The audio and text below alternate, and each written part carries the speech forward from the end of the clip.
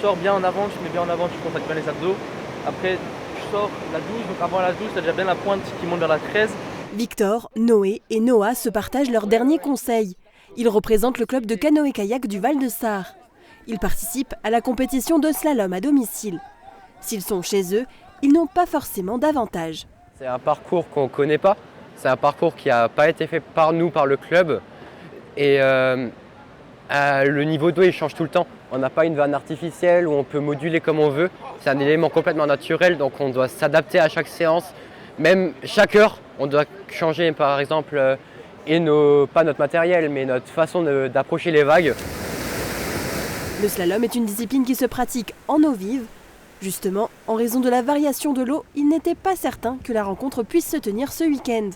La décision n'a pu être prise que 3 jours avant la compétition. Le niveau d'eau était trop élevé. On avait à peu près 15 cm au-dessus des cailloux, donc ça faisait des conditions un petit peu dangereuses. On ne pouvait pas assurer la sécurité.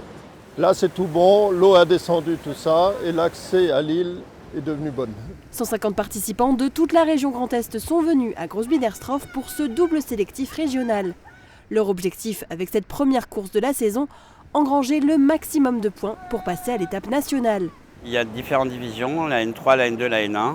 Le bassin de Grosse-Blie favorise, puisque c'est un bassin entre guillemets dit facile, avec piégeux, avec quelques contres, etc.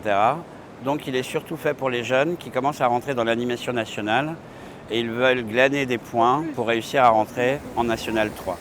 En canoë ou en kayak, les pagayeurs pouvaient participer à 4 courses durant le week-end.